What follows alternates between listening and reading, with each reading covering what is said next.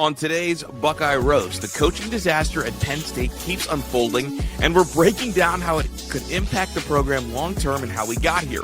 The new college football playoff rankings are out, and we're previewing all the action ahead of championship weekend. We'll also be grading Ohio State's class before signing day and looking back at our favorite signing day moments. And finally, we've got notes from Ryan Day's latest press conference as the Buckeyes gear up for what's next. I'm Chris Drew, and this is the Buckeye Roast with Ron and Q right here on Dead Air Sports. Make sure you like and subscribe.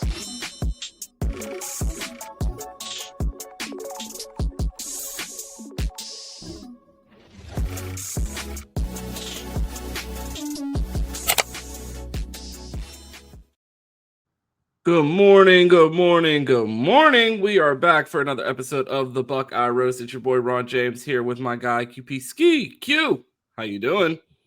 Getting halfway through the week, man, and we're still playing football. It feels good. We normally are not covering any Ohio State actual game time this week because we haven't done that in a while. So back talking a little bit of Indiana, but I'm doing good. How are you?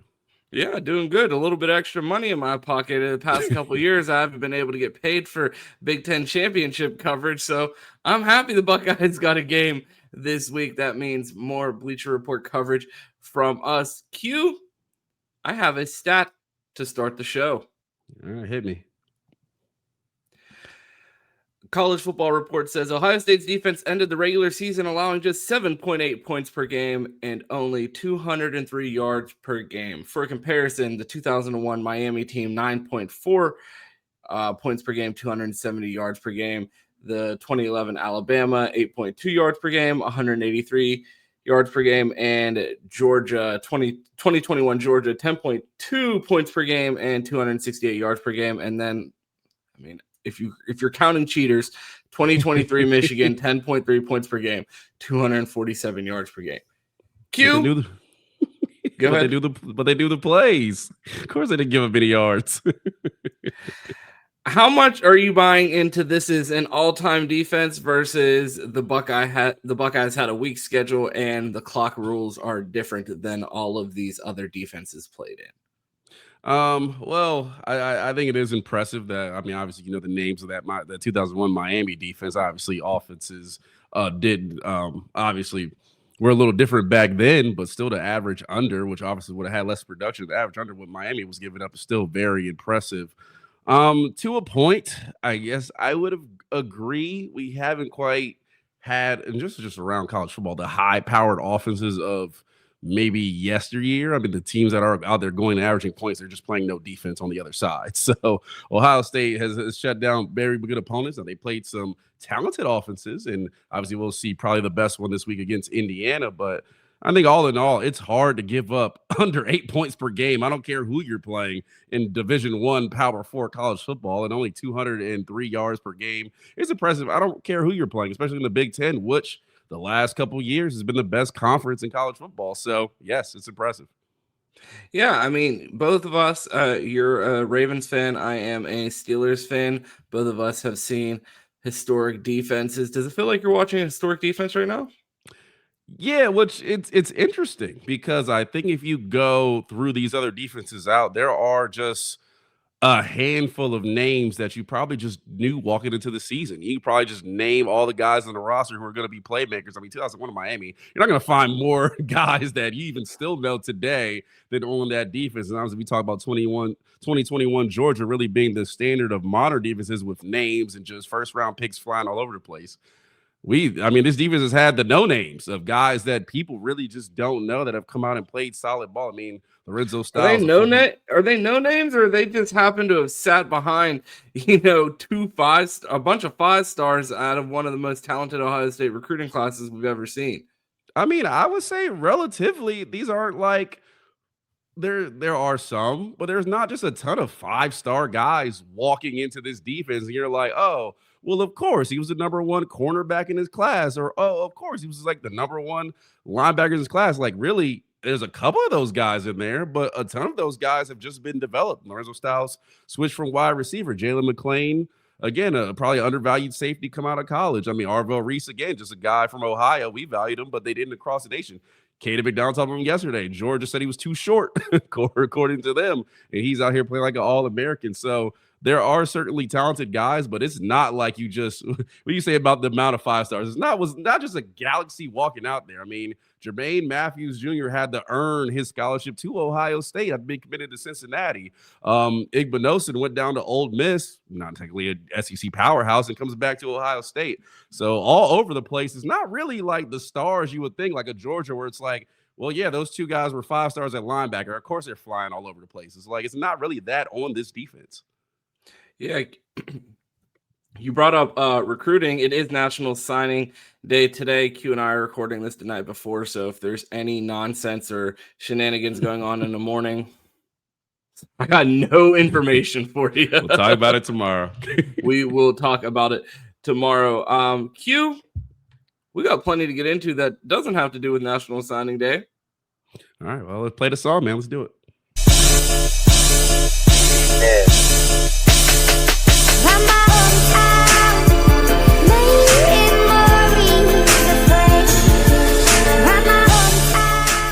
The hell is a podcast? I mean, why don't you just tape it? What are you doing? You don't have to tape it these days, Frank. You just record it right onto the computer. Dead air. Hey guys, a couple things. Make sure you check the description. We're on Discord now. We're launching our TikTok as well and Instagram. All that rollout's happening. So connect with us on there and we will connect with you as well. Again, we appreciate all the support. We're getting closer and closer to 5,000 subs. Maybe by the time you hear this, we will be at 5,000 subs. And I am greatly appreciative of the support. And I'm excited to continue to grow in this community with you guys. Hey guys, thank you for 6,200 subs. It feels like yesterday I was just recording the thank you for 5K. You guys are awesome. Make sure you continue to like and subscribe. It helps us grow, and that's obviously the goal here. And then also leave a comment on all of our stuff. Tell us what other types of content you want to see. And I do want to get it back to Ron and Q, do a great job every single day. But again, make sure you continue to like and sub. And I guess we're on the road to 10K, 7K, whatever's next. I'll talk to you guys soon. The new goal is officially 10K, and one way that you can really help us do that is leaving us a comment that really helps push the videos in the algorithm. Even if you just stop by to say have a great day or go Bucks. I think Doug always gives the instructions. 7 words helps the most. So if you have a moment, go ahead and drop a comment after you watch the video. Like, subscribe. I know we're constantly asking, but at the very least, Q, we never ask anything that costs money. All these things are free, and you can help us tremendously. Q, you know who else needs some help? Who? Penn State, because boy, do things look terrible there. I wanted to start with this Penn State coaching search, and I've been making the joke for weeks, and at this point, is it a joke if it's a fact? I've been saying the best available coach for Penn State was James Franklin, their coach that they already had, and now, as you watch the coaching carousel wind down, who's left? I mean, we're talking about James Madison coach that ends up going to UCLA. They were associated with Brian Hartline and Will Stein. They're fighting over the Kentucky job, or were. Will Stein gets hired there. Q, where does Penn State go at this point? Because it feels like Pat Kraft thought that he was going to fire James Franklin and hire his buddy Matt Rule and be met with great applause. And everybody looked at him like he had 5 heads. Like, what the hell are you doing? There's no way in hell we are firing James Franklin to hire Matt Rule. Like, if you fired James Franklin, you better go get me one of the best coaches in college football. And they go out there and they get you, me. Who's going to be the coach? Maybe Chris. Maybe Chris will take. He's really busy. Up his. Yeah, he's up busy. his ball. Air Sports not available. His agent hung up the phone. It was me. He's definitely upped his ball knowledge the last. You know who we should hire? Ron, there's one coach out there. He knows every team in the country like it's the back of his head. Now, currently, I will say this. He will have to put up his boots as far as his playing career goes, but Chase Herbstreit is the most knowledgeable man in college football. Chase Herbstreit knows every team and how playing. To beat them. How can he get hired? I'm just saying he's never going to see the field. He's never going to play. If he just want to go to school, go to Northwestern, go to Harvard, go to MIT. Why not? Michigan's not going to college football playoffs. Go ahead and move to that next step. Take the Penn State job. He knows every team like this. Q at this point, I mean, Dom might be the head coach at Penn State if we keep heading down this path. They're going to be having Pat Kraft call into the Johnny Olden Jr. show to interview people for the Penn State head coaching job at this point. They are so down on their luck. I talked to my buddy Loya. He's a Penn State fan. The name, I get a new name every day. The current one is Jeff Brom. They were going after the BYU head coach. He ends up getting paid and staying there, and it's just like, where do they go next? I mean, it's a good question. I don't know, man. Again, yesterday, I really had nothing for you unless you're pulling a former NFL coordinator, and maybe they're just waiting for the NFL season to end to go after their coach, which probably is not the worst idea right now. Other than that, so you talk about college coaches, not really guys out there. I mean, I said yesterday, I'm hiring Terry Smith. I'm giving him a couple years, and I'm waiting for that coach that I really want to appear, because clearly that guy is not out there right now, and everybody's getting paid. In the next cycle, there will, just like this season, there will be a new line of coaches that are available and up to move around, and they'll have another shot at it. So why not give Terry? How good? Think about it. You make a coaching hire right now with available options. How good are you going to be next year? Probably not great. Not good at all. I mean, the names that you're looking at right now, I mean, the top name on this list for power rankings from Victory Bell right now have Brian Hartline, Jeff Brom, Bob Chesney. I mean, he already took the UCLA job. Brent Key at Georgia Tech and Manny Diaz at number 5. The last two on this list are Brian Dable and Terry Smith. I don't hate the last 3. I do hate the first 5.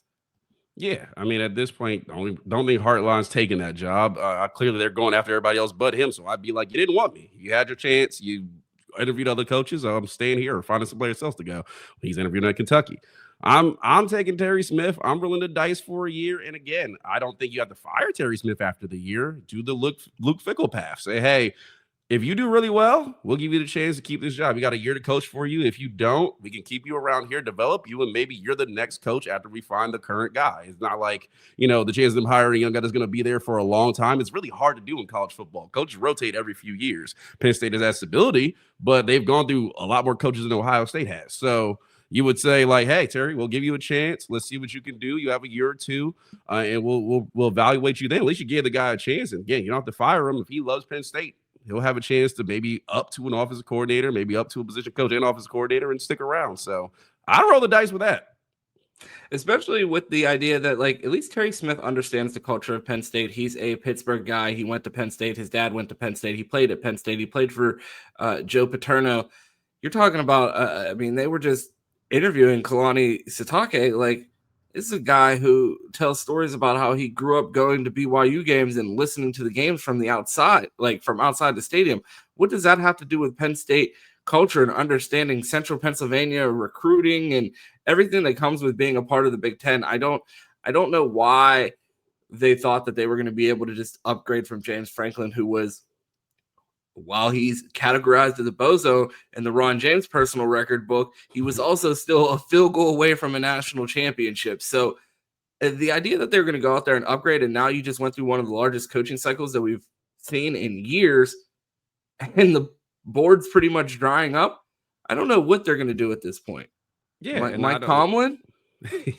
Maybe. Answer you'd be like, please. Take them. Lifetime. Come get them. They say about Jim Harbaugh. You won't. Lifetime contract. But I just don't know how Penn State, if they really wanted to make this move, lost out on these group of 5 coaches. There was 3 group of 5 coaches that all got big time jobs. You're telling me Auburn, UCLA, and what was the other one? Arkansas were better options than Penn State? You couldn't get one of them? Like, at least then you would have been like, okay, this guy hasn't had a chance yet. Let's give him the Penn State resource, see what he could do. He probably could have sold that. Like, you could have get none of those guys. Then there's probably nobody you really wanted, and you shouldn't have fired James Franklin. I can't sit here and think they were like, let's go to UCLA. Penn State, I can't win there, but UCLA, really get it done. Oh, let's go to Auburn. They've been so good the last few years. I can definitely win there before I can win at Penn State. Like, be serious. Yeah, and there's also rumors that Penn State administration is falling out of grace with 2 of the major sports agents involved in all of these coaching searches. So Penn State may have really shot themselves in the foot, and it feels like, we've talked about it on multiple episodes, it feels like they nuked their program for no reason. Yeah, I mean, at this point, your recruiting classes fell apart. James Franklin is taking all the guys that he's been recruiting for a while at Penn State. So now you have immediate competition. And it's like you basically just burned this signing day, and that's going to set you back a while. And how much I mean, Penn State, again, once they get their new guy or whatever, so they better be ready to pony up money to hit the transfer portal hard. And how much of the money are they going to have if they go out and hire a new coach? Like, it's $50 million. Unless you hire somebody internally like Terry Smith, that's a $50 million commitment right out the gate, let alone then going trying to rebuild that program. And you look at your boosters, like, we just gave you $50 million because you wanted to fire James Franklin, and we had to pay him $10 million. Well, you had to pay him 10. Now we got to pay a new staff. So almost 50, but he got hired. So, yeah, I think they've really just shot themselves in the foot, and it's just mismanagement. And it's a lesson to college football programs out there. If you don't have a guy that you are ready to hire the next day that you know will take the job, don't fire your coach. What would have been the harm of getting James Franklin one more year? I get it. Northwestern UCA loss was like abysmal. They got trolled into firing a good coach. Yeah, I mean, there's no excuse for those losses, but also, too, it's like, it's not like he does that every year. Like, he's been good. He hasn't been great, but he's been good every year. And you didn't know what you had, and you fired him, and now you're out there like, dang, should have stayed with my ex because the dating market isn't very good. So let me propose a scenario to you. What do you think would have Penn State in a better situation if they kept James Franklin and fired Pat Kraft and both coordinators? Or the current situation that they're in? The first one, fire the coordinators. They were not very good. I think we talked about that. The fact they were able to keep their jobs with abysmal performances was terrible. And you make James Franklin like, hey, your hires were bad. We don't think you're a bad coach, but the offense and defense isn't what we wanted. Reset the shuffle. Try it again next season. If it doesn't work, you can't hire. We need to go find a new coach. Right. It'd be like, yo, Q, you're fired as my co-host. I still got a show tomorrow. I don't know who I'm going to do the show with, but someone will be here. Why would you do that? If you get dumb, I'm watching. Don't give me a good idea. There. That's a great, I will retire if Dom takes the job. Q, I wanted to pivot a little bit. The college football playoff rankings came out last night. We talked about the AP poll yesterday. Not much different than the CFP rankings. Q, Ohio State at 1, Indiana at 2, Georgia at 3, Texas Tech at 4, and Oregon rounding out the top 5. Any surprises there? Hello?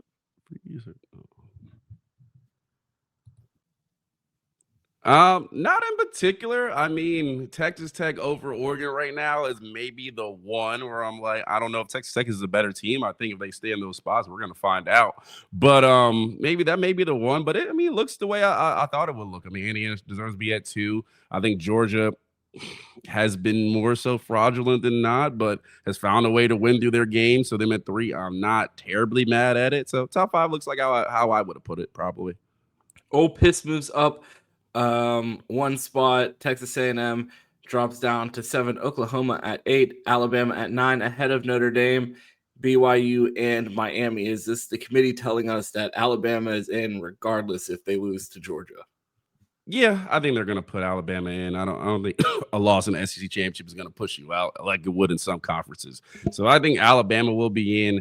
Very interested that Ole Miss kind of held their spot. I'm interested to see if they get punished at all and move down. They don't have any more games to play, so we'll see at the championship week. But that's kind of the one I'm looking at. But I think Alabama's solid. I think Texas A&M is solid. I mean, I think the SEC is going to have a nice shuffle of teams in here. Yeah, Texas on the outside looking in, Vandy on the outside looking in, Miami on the outside looking in. Which one of those 3 teams do you think is the most deserving, despite the committee pretty much telling us it is likely over for all of these guys? Yeah, I'm still going with Texas. Again, Miami will get no sympathy from me. You're in the ACC. Go win your games. Texas, other hand, they beat Texas A&M, who seems to be firmly in at this point, despite not beating really anyone. So Texas, I think they have a chance. If they would turn it on, I think they could win a game or 2 in the playoffs, but they might not get their opportunity. Unfortunately, I think playing Ohio State outside of the SEC, they got punished for it. But again, that's the number 1 team. Texas A&M was the number 3 team, and you have both of those on your schedule, along with Georgia, who is the current number 3 team. So schedule was really not easy at all, though they did have a lot of mishaps through it. Virginia at 17. Do you think they sneak in if they win the conference championship? I think they're in striking distance. I mean, I think the ACC's bad. If Virginia wins, I don't know how I feel about necessarily keeping them out. I mean, I'm talking. Well, they're gonna get in as they're gonna get the auto bid because they're ahead of all of the G5 teams at the moment. So if they win, the ACC is going to get an auto bid. If they lose to Duke, then it gets spooky. Yeah, I think Virginia wins. I mean, they deserve their shot at it. I know Miami's a better team. I would think 9 times out of 10 they're probably a better team, but they didn't get to the ACC championship again, so that streak continues. Yeah, I think Virginia deserves a shot, but I don't think they're gonna have much of a chance in the playoffs. But they have a chance to prove me wrong, so we'll see. But they got to go win on Saturday. Q, I have a preview of what the bracket is projected to look at. Like, your thoughts here? I like it a lot better. I did not like that note. What was it? Notre Dame? Was it Notre Dame? Wasn't Notre Dame Oregon that was slayed the playoffs just like a week or 2 ago? And I was like, be for real. Like they're giving us the Oregon shaft of last year. So I like Oklahoma, Alabama at that spot if they stay there. Man, I think Texas A&M, Notre Dame rematch. A little bit that I kind of don't like that they've already played. I also don't know if I want to see Notre Dame and Indiana play again if they won that. I left them from scrambling around just a little bit, maybe move Ole Miss in one of those spots. But yeah, I would love to see Oregon, Texas Tech. I want to see Texas Tech for real, and obviously I think Oregon's beating the 12th seed in there, and then Ole Miss versus the other champion, which I guess maybe Virginia or somebody else at that point. To see them get a chance against Georgia. I don't want the matchups in conference so much. I would like them scramble around a little bit. But as Ohio State fan, I'm like, Alabama, Oklahoma, okay. Play the winner of Texas Tech, Oregon, okay. Let's go play for a natty. And I definitely want Indiana on the other side because I think they're the second best team out there. And I definitely want Notre Dame on the other side because I think they might be the third best team out there. Yeah, not having Indiana or Georgia on that side out of the available in the top 4 ending up on the same side as Texas Tech is ideal, in my opinion. I mean, they lost to your Arizona State Sun Devils. A game they should not have lost. Loss is the loss. You got to handle business. Q, yeah, I'm right there with you. I like the way this bracket is shaping up for the Buckeyes much more. Someone yelled at us in the comments yesterday. It wasn't yelling, but they had the suggestion that we can't be overlooking teams as much as we are right now. But I'm not overlooking anyone, but I am very pleased with the way this is shaking out. I think Alabama is probably one of the more dangerous non-bye teams that are in the playoff, but I think we can handle business. Yeah, I think Alabama's extremely talented. I think to beat Ohio State, they're going to have to really narrow down on their mistakes and really play solid ball and like give them their actual best shot. I think Ohio State would have to play down to Alabama's level. I don't think the Alabama defense is what we've known it to be as at the last few years. And obviously over the Nick Saban years, I think they've taken a step down. I think their offense, solid weapons, not many people that really scare me watching them. But again, I think they're going to be solid in the trenches. And I think it would be a good matchup. And be interested to see what happens. But I think Ohio State would take care of business. And I think that would be a better probably matchup for Ohio State than the winner of Texas Tech, Oregon, if we play them. Yeah, Q, Alabama at 9. That is making the assumption that Alabama loses to Georgia on Saturday. We saw Alabama already lose to Oklahoma, so that would be a rematch there. Q, I wanted to pivot a little bit to the championship weekend rankings, and my God, is this graphic awful. But Georgia, Alabama, Q, your thoughts there. Do you have a pick in this game? Because I think that'll have a decent impact on the playoff rankings and where Alabama falls on the side of the bracket. This graphic is god awful. I thought the Mountain West was a team. I was like, oh, that's what I was, bro. State versus UCF. I don't even want to talk. I really don't even want to talk about any of these games. Q, let's get it fast so I can get this monstrosity off the screen. And whoever did this at Fox Sports, I got a job for you. Do better, please. Okay. Yeah, man, Duke versus Virginia. We'll see what happens there. Obviously, the big ones: Indiana, Ohio State, which my tweet of the day will cover because some people don't think College Game Day should be there, including College Game Day. So a little bit to talk about there, but yeah, some games we're looking for. I think those first, those Wait, middle real three quick, on where is College Game Day this week? Alabama, Georgia. Okay. Yeah, so those three right there in the middle on the left side. Definitely looking forward to seeing those at Texas Tech. BYU rematch. I think they're gonna get blown out again, but we will see. Yeah, moving on the other side, it's a lot of graphics. I know, but I'm not interested to watch. So I think we got some good matchups. At least 3 of them here for us. Yeah, Wait, what 3 are you referring to? 3 in the middle there. Since you see You're BYU shows Indiana, back Ohio up. State, Texas Tech, BYU, and Georgia, Alabama. I'll Yeah. put Duke, Virginia in there because the idea of Manny Diaz screwing the entire conference and then potentially leaving to go take the Penn State job is like the type of college football headline that I love. You might get your wish. Fingers crossed, Q. I have to get it off the screen. I don't care about this matchup anymore because I can't look at it. I cannot look at that graphic anymore. Q, I wanted to pivot a little bit to our favorite segment, our new recurring segment, the tweet of the day. But before that, I want to get a message from our sponsors. Hey guys, a couple things. Make sure you check the description. We're on Discord now. We're launching our TikTok as well and Instagram. All that rollout's happening. So connect with us on there and we will connect with you as well. Again, we appreciate all the support. We're getting closer and closer to 5,000 subs. Maybe by the time you hear this, we will be at 5,000 subs. And I am greatly appreciative of the support. And I'm excited to continue to grow in this community with you guys. What the hell is a podcast? I mean, why don't you just tape it? What are you doing? You don't have to tape it these days, Frank. You just record it right onto the computer. Dead air. Hey guys, thank you for 6,200 subs. It feels like yesterday I was just recording the thank you for 5K. You guys are awesome. Make sure you continue to like and subscribe. It helps us grow, and that's obviously the goal here. And then also leave a comment on all of our stuff. Tell us what other types of content you want to see. And I do want to get it back to Ron and Q, do a great job every single day. But again, make sure you continue to like and sub. And I guess we're on the road to 10K, 7K, whatever's next. I'll talk to you guys soon. Q, comments help drive the video a ton and it costs you guys nothing. Please leave a comment on the video. Make sure you smash that like button. And if you're not subscribed, statistics say 50% of you are not.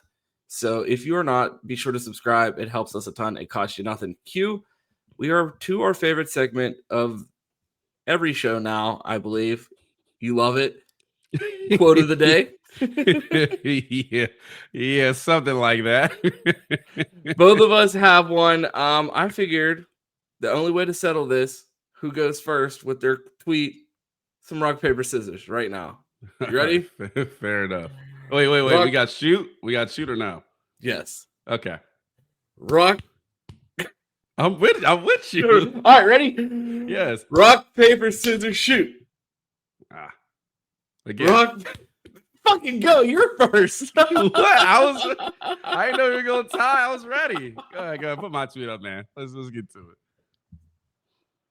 it. Okay, so I found this one. Yes, I know it's a meme account, SEC, but it was the first thing that really got me going when I hopped on Twitter. So talk about in College Game Day, and I'm not going to read this tweet because he's misspelled some stuff. But basically, teams and the SEC fans think that the 1-2 matchup in college football that we've waited all year, I think by halfway through the season, we had determined these were the best 2 teams in college football, is not worth College Game Day going there to preview that matchup. They're going to be at Alabama, Georgia this weekend because apparently that's the better matchup. Though we've seen that matchup already, and I think we both feel like Alabama and Georgia, increasingly throughout the season, have become more fraudulent as we watch them. So they're trying to prove a point, saying, hey, little bro, Big Ten don't play big ball around here. But I would say, look at the last 2 national championships. So, Ron, I want to ask you, it's the 1-2 matchup in college football, which has been the teams 1 and 2 for how long now? Half the season?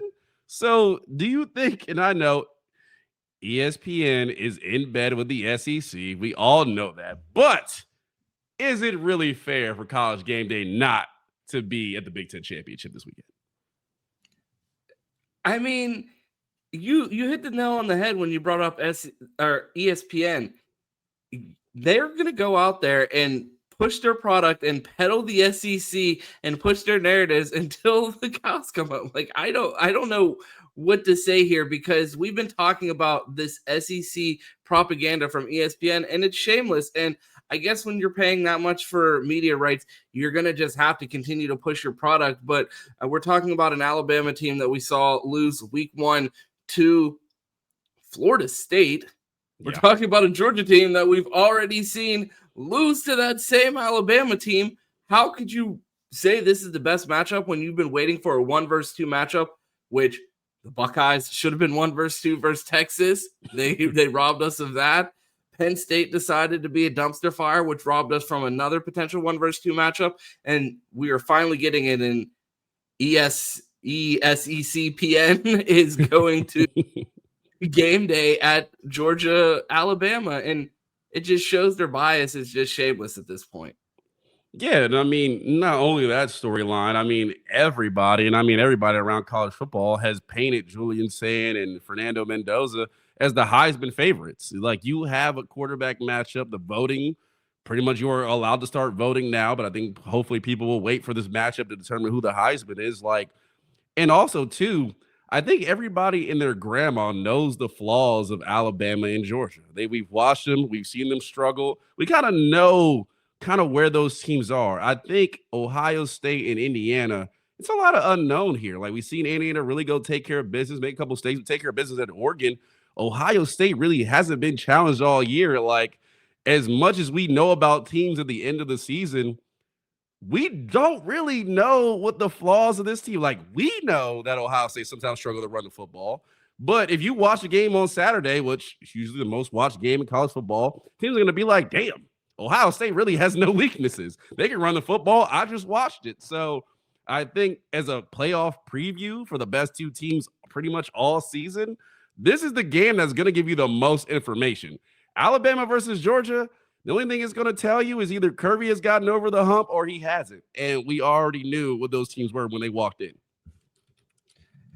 Absolutely. And again, it's just shameless by ESPN. It's the cherry on top of a season that they spent hating on Ohio State, and the fact that you're going to shun them and act like they're not the 2 best teams in the country aren't facing off for a 1 versus 2 matchup for the Big Ten championship. It's just them trying to continue to peddle their SEC superiority. Yeah, I agree with you. I know this is for the number 1 seed in the playoffs, like all that. Like, what are we doing? But that was my tweet, and it grinded my gears. Yeah, Q. When I came up with this segment, I thought that we were gonna come up with things that we saw on the timeline that we liked, and Q's like, "Yo, I saw this tweet. Terrible." Piss me off. My quote. It's gonna be my tweet of the day. It's that terrible. I went in the opposite direction. Whoops. Your favorite graphic. I went in the opposite direction as well on the show notes. Q, my tweet of the day. Brian Hartline went to the Shedeur Sanders School of Interviewing. Because I can't be more thankful that this guy can't land a job to save his life. He's interviewed for West Virginia, Penn State, Kentucky now. He has a home, a forever home, right here in Columbus. And this was my favorite tweet on the timeline, because what other explanation could you have at this point? I don't know. And even at this point, he's proven that he's at least, at worst, a competent offensive coordinator. I mean, we look through the season and we look at Ohio State's offense. We're like, well, struggle a little bit to running the ball, but they're pretty good on offense. Like, you can't make that. We can nitpick, but they're pretty solid. So, yeah, I think we've heard that before, that Brian Hartline wasn't the best interviewer. Again, I think he interviewed at Cincinnati last season. He's interviewed at West Virginia, now Kentucky, Penn State, all these other schools. So, yeah, maybe he's not, but I don't think that means he's going to be a bad head coach, but I am more than happy to hold on to Brian Hartline and everything he brings to this Ohio State program. So, hey, lifetime contract. Him, Mike Tomlin, lifetime deals. Go ahead and sign him up. This is how I imagine the conversations between Brian Hartline and Ryan Day go after all these interviews. Hold it right there. This is the concierge, sir. You was here last night, too, wasn't you? Yes, sir. I was. You was here. And you was smooching with my brother. I'm afraid you're mistaken, sir. Don't give me that. You've been smooching with everybody. Snuffy, Al, Leo, Little Mo with the gimpy leg, Cheeks, Phony Bob, Cliff. No. It's a lie. I could go on forever, baby. You go on forever, baby. Smooching with everybody. It feels like he's interviewed everywhere, but has not landed a job. And I couldn't be thankful, especially right before National Signing Day. Q, a lot of headlines coming up with National Signing Day. It is National Signing Day. If you're listening to this right now, we are recording this a day early. A lot of headlines flying around. Caden Dixon-Wyatt, 4-star wide receiver from South Florida Express, modern day teammate of Chris Henry Jr. on Flip Watch, Fong bombed to USC. A program graphic leaked from the signing day celebration at Modern Day tomorrow. Both Chris Henry Jr. and Caden Dixon-Wyatt were listed as Ohio State commits on that graphic, unless they have some surprise in stores. Hopefully the Buckeyes are able to keep this class together. Q, how are you feeling about the 2026 class coming off a national championship? I think Ohio State made us suffer through a long period of like, this is it. I thought this was going to be 2021 all over again. 5-star here, 5-star there. And obviously we got a couple of those. But yeah, man, I'm feeling pretty good about it. I think Ohio State, again, has evaluated their talent. I love the ability to watch senior film and see who you want to go after. I think closing down this signing day, I know Ohio State's probably still in on a couple more guys. They're going to close it out strong, and I think they're doing the right thing, going after this class, spending some money. We were like, where's the money at, Ohio State? We know you got it. They finally went to the couch cushion. They pulled it out, and it's a good-looking class, man. And I think, too, we are also still waiting for this transfer portal. So I think with this class, you got a solid. You got guys you want to go in and develop. I just talked about the guys on defense, not all being the biggest names, but these guys we're bringing in here in a couple of years, you might be like, dang, that class was really a hit. So they're doing what they're supposed to do on the trail. Hopefully we keep all the guys. We talked about it for a long time. Ohio State doesn't flip. They get flipped. Well, they're flipping right now. So let's hope we keep that going. So I'm feeling pretty good about it. How about you? I love this class. I feel like the Buckeyes have done something that we've asked them to do for years, and that's sign depth. They 28 targets currently committed to the class right now with an overall rank of 5. The Buckeyes aren't overly top heavy with any singular position. No 5-star quarterback overly inflating the class. Lots of depth at the offensive line position. Overall, I think the Buckeyes did a really good job at evaluations, and then flips down the end. Kari Wilder was a guy that I was really high on before he saw that huge jump in the recruiting rankings and ends up being one of the top defensive linemen in the country, according to certain recruiting services. So I trust the staff's evaluations on this class and the fact that they have so many bodies, especially with the new single portal window, not as many opportunities to continue to restock their roster, and the Buckeyes going out there and making sure that they have bodies and lots of them and talented ones. So I give the Buckeyes a B+ for this class. It's not the star-studded class. This is of past, and who knows, we could be singing a different tune here in 2 or 3 years once these guys get on the field. But as far as industry rankings, not the star-studded class of years past as far as landing multiple 5-stars, but I think it is an extremely talented class with tons of depth, and I think the Buckeyes did a really good job on their evaluations this year. So I mean, I give them a B+, and you know my one rule. Hey, when you're signing offensive linemen, I don't care. I want at least 6 of them. Just go get me a bunch of 6'5" guys. If they're over 280, 290, 300, we'll figure it out. And if they don't work, process them out of here. But make sure there's bodies in the room. I want to be able to rotate people through at least practice. Yeah, no, I'm with you there. Go get the guys. They don't work out here. They can always go out and play elsewhere, but you got to bring them in to figure that part out. And again, we don't want another portal window. We're just scrambling to be like, I hope there's a tackle out there because we're gonna need one. It's like that doesn't always happen, and we've seen that with this pass transfer window. The guys, Philip Dillies came in, but the other guy was in the house. So it's worked out for us. But yeah, you want to have enough guys where you can try to develop them and figure that out. And I'm glad they pulled in numbers now because we complained about that for years. Q, Did you prepare for the show? I put a question in here that asks, what is your favorite signing day moment of all time as a Buckeye fan? And you're not allowed to steal mine because I know you know what mine is. Oh man, I know what yours is. Funny enough, mine kind of centered around the controversy moments from Ohio State recruiting of past. Honestly, the most moments that have caught my attention, and actually, I don't know which one is yours. There's two guys who have made big statements on signing day. You already know. Yours kind of collude with mine of like, those are probably my two. Mine is not SFE related, so okay. Well, I will take the new one that probably is your favorite moment of recent history, and that's I would say Jeremiah Smith staying in the class, and I would say Jeremiah Smith and Edric Houston. I remember that year it felt like the sky was falling on National Signing Day. Guys were flipping. We lost Jeremiah McClellan. I remember that vividly early in the morning. A couple other guys. Then was like, man, we're gonna end the day with nobody. Jeremiah Smith hadn't signed. Edric Houston was on the phone with Nick Saban. Like, it looked like the day was going down. And you look where we are now. Edric Houston is a big part of his defensive line. Obviously, Jeremiah Smith is still Jeremiah Smith. So I think keeping those two guys and not having them flipped like what usually happens was a big time moment, I think, for both of us, but especially me. So in recent history, I will go with that one. And I know what yours is now, most definitely. It is easily the greatest moment in recruiting history, and that is Terrell Pryor having a press conference on National Signing Day to announce that he would not be signing on National Signing Day. The most narcissistic move I've ever seen by a recruit, and the most Terrell Pryor move ever, and I absolutely loved it. Yeah, likely became a Buckeye because of it, because who knows, he might have messed around and signed with Michigan or someone else if he would have signed on that day. Penn State was also making a really tough push then.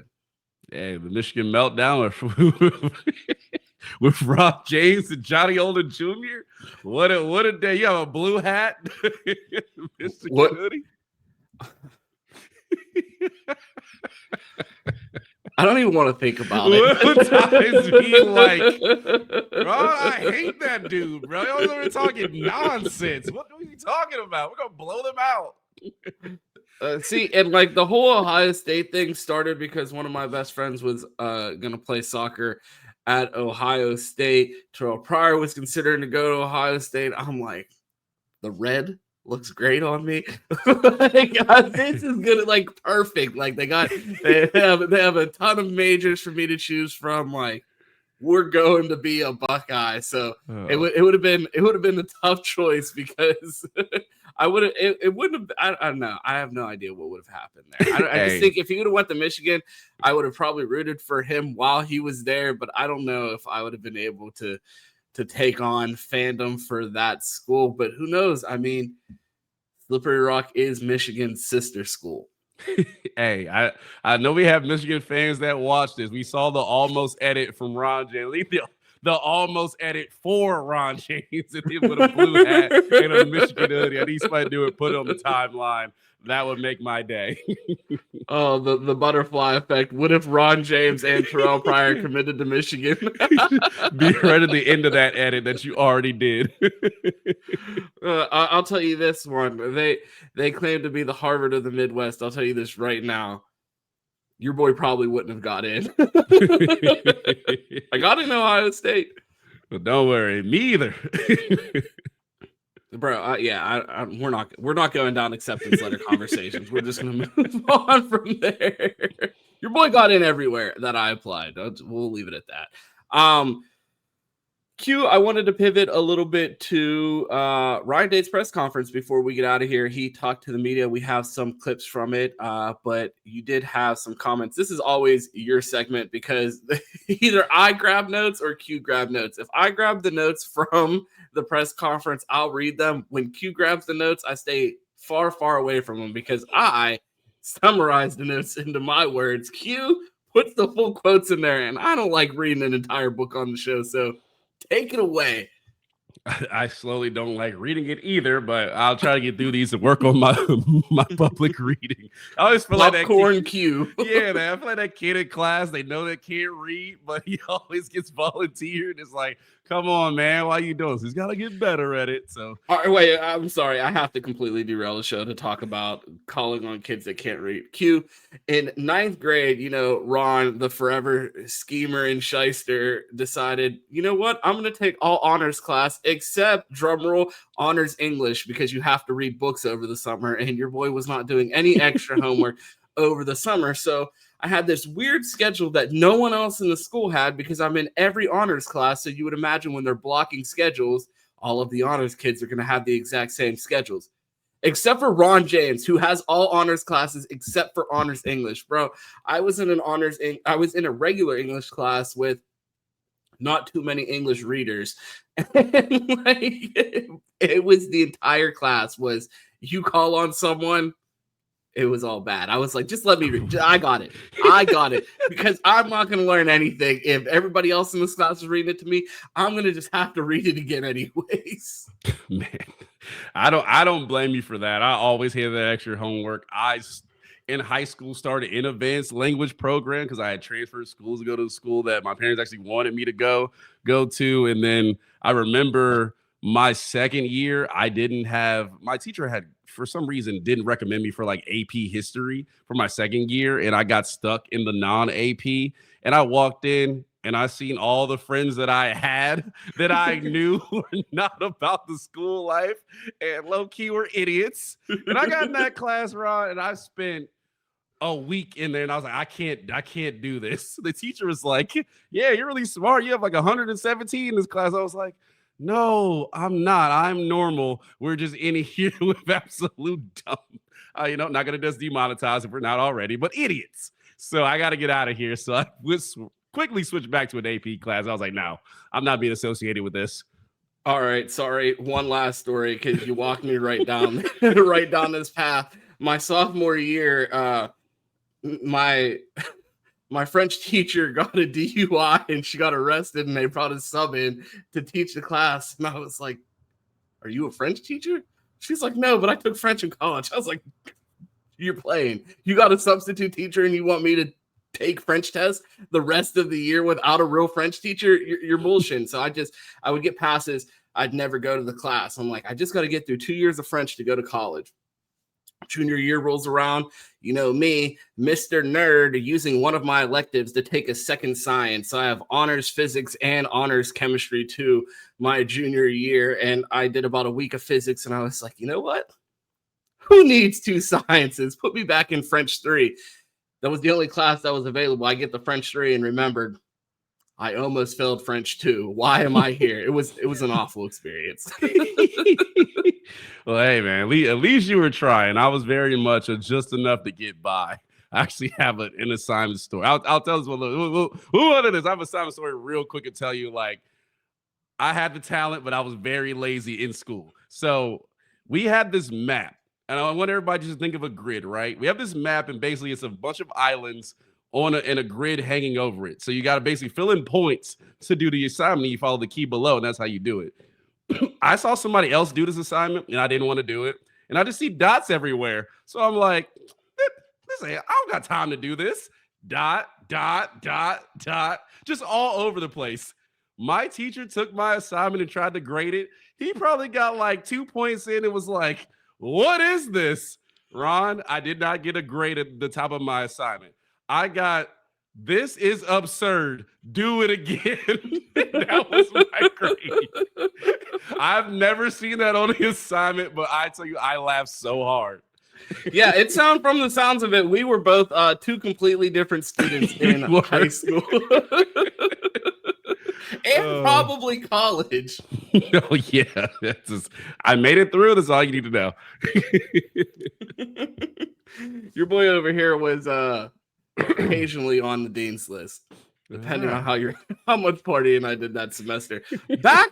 No one cares about us though. They care about they care about the kids signing to go to college, Q, but they're also here to hear about the Ryan Day's press conference, not our cheating of homework in high school. Q, what did Ryan Day have to say in the press conference? So I'm sure everybody wanted to know what Ryan Day had on winning the game with humility, and he said, we wanted to win the game. That's what we wanted to do. That's what the focus was. That was it. That's really what it came down to.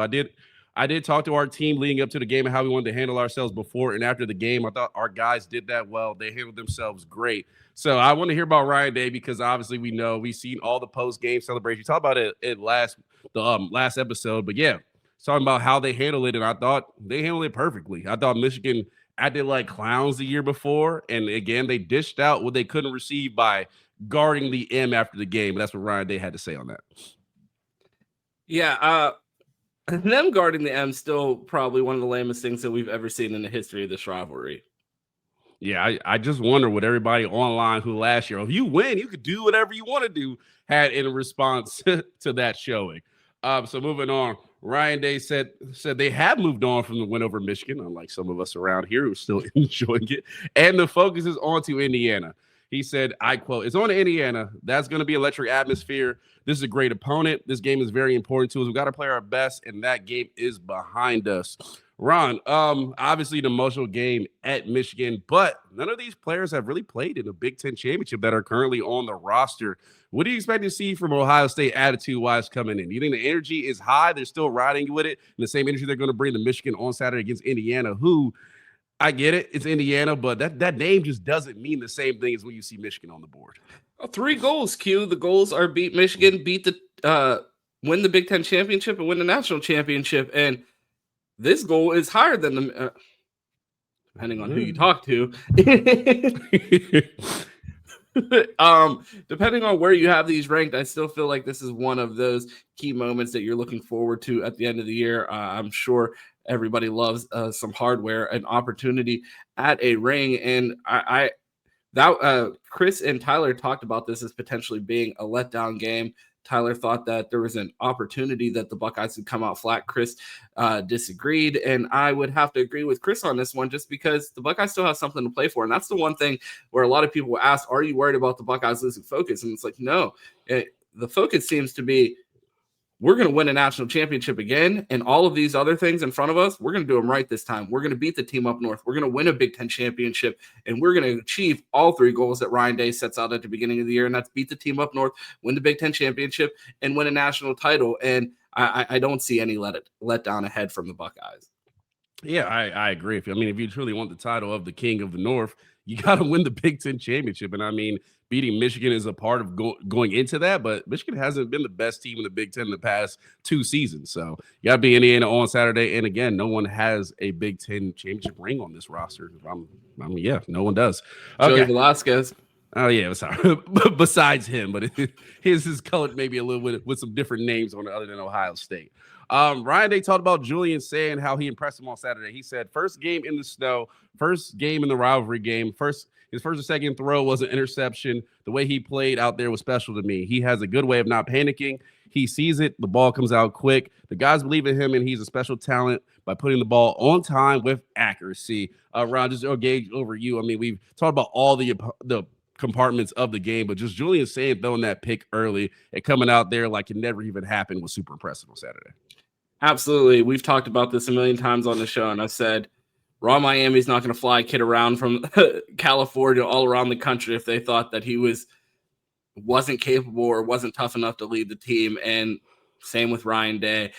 And also, it feels like Ryan Day has trouble not showing his hand when he actually likes his quarterback, because the way he talks about Julian versus the way he talked about Six is crazy.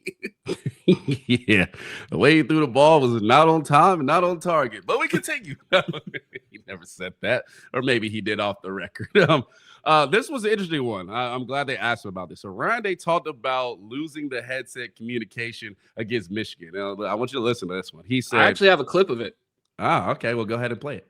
Sorry to interrupt. Inkling? Why did you have that inkling? Oh, we're just ready for everything. He's going to be ready for anything. And, when you go into any big game, you're always trying to put contingency plans in place for anything that could possibly happen. And so, that was in here on Friday, and I think some of the guys in the staff were looking at me sideways like, why would you think that would happen? I said, I don't know. We just got to be ready for anything. It's funny how your mind works.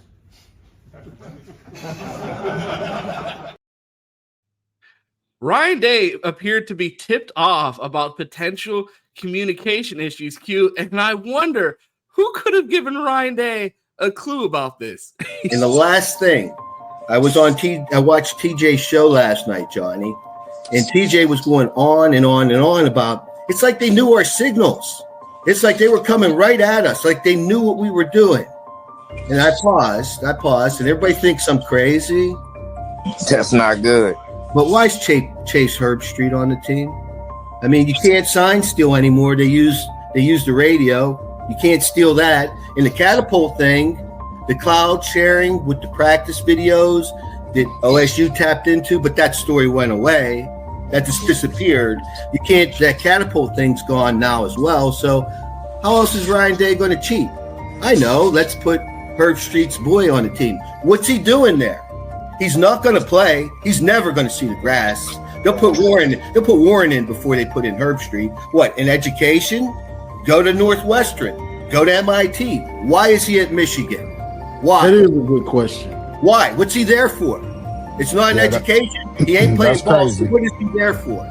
And then you look at the Oklahoma game and you look at the Southern Cal game. TJ's right. It's like they knew what we were doing. It's like, oh, okay. So maybe I am crazy, conspiracy theory. But yesterday,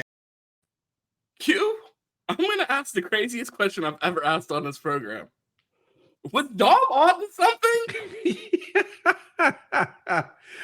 Oh man, I love how we find a way to get that video in every show. People have been talking in the Discord about we need recurring segments. I'm like, we have one. Yeah, well, that just did the gift that keeps on giving. Oh man, no, that's still the craziest thing I have ever heard. But I mean, is it really crazy for Ronnie to think that all the stuff they've done over the years? Obviously, the hammer never actually exist unless you went to Michigan State. But time out. I have a message from someone in the DMs that sent me a joke that I have to insert in here right now. And so they said they talked all that time about the hammer never coming. Said, how about Ohio State was the hammer for their postseason ban? We beat them in the game and kept them out of the playoffs, and the Buckeyes end up being the postseason hammer for Michigan. That is very true. Our guy Andrew Funk sent that to me. No, that is an awesome joke because yes, they were the hammer on side, absolutely demolished that team. But yeah, man, it's pretty fun. I mean, can you blame Ryan Day? All the stuff Michigan is whether they got punished or not, the stuff they have pulled over the years that we know about. Is it too far-fetched that comms might just go off in the middle of the game when they need them the most, when it's a one-score game and times is close and up? Headset's not working. I wonder what happened. Or maybe it was Chase Herbstreit all along. We may never know, Q. We'll know when he's head coach of Penn State because he knows every program in the nation. I hope they get to the bottom of this. Maybe they call in Ryan Day's brother to investigate Sharon Moore's brother, who I heard sells UAV jammers. No sources, allegedly. But Q, that's all I have. Or do we have anything else from the press conference that you wanted to talk about? That was the last quote I had because I absolutely was waiting for them to ask him. I know exactly that was Doug Lavery. He'd be the one to ask that question. It was Doug. I know. I could tell by his voice, but even when I read it, I didn't know who asked the question. I was like, that's probably Doug Lavery that asked that. Absolutely the guy Doug there. Q, that's all I have today. Ryan Day talked to the media. It is National Signing Day. If we talked about anything that we were literally talking about Caden Dixon-Wyatt around the 35-minute mark of the show. His announcement is at 10:30 or 7:30 a.m. Pacific time. So that's going to be right in the middle of the show. So all of the information that we just recorded could be wrong, could be right. Who knows? But if you're watching here, you're not going to know. We'll see. We'll know tomorrow, but hope we have a good signing day. Cross for flips, not getting flipped, and hopefully we close out strong. Absolutely. Q, let the people know where they could find you. Well, yeah, man. What are we at now? 6,200? 63. We're actually at 63.35. 63.35. Well, I want to thank all 6,335 of you for hitting that sub button, and make sure you hit that like button while you're here. Hit those comments. That definitely helps us out there. Appreciate comments. Yeah. As many comments as possible. If you're watching and you've liked the video, go ahead, 7 words, whatever you need to say. Get it out there. Tell us what really happened at Michigan with the comms. That'll get you over 7 right there. If you do under 7, it's actually impressive. Just they cheated. Anyway, yeah. Thank you to all the members. Hope you're enjoying the content. If you are, remember Chris Drew puts a lot of stuff behind the scenes. A lot of work goes into that. So definitely appreciate everybody joining the members crew, all the dead air heads. And don't forget we have the Discord and all that good stuff. If you want to find me, I'm City Boy Quentin on Twitter. I'm finding Josh on Instagram. Most importantly, here Monday through Friday on the Dead Air Sports Network on the Buckeye Roast every morning, Monday through Friday. So make sure to check us out. Hit that like button. Ron, where can they find you at?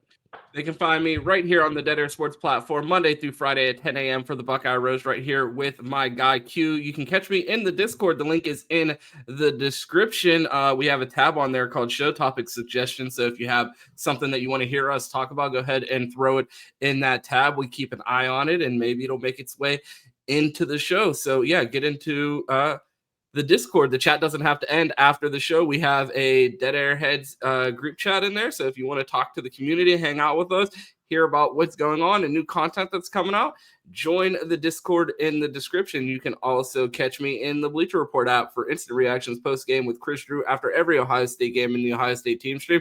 And you can also catch me on Twitter at 2Ts. It's 2_TEESQ. You know how this thing ends. It's always go Bucks. And of course, OH. IO.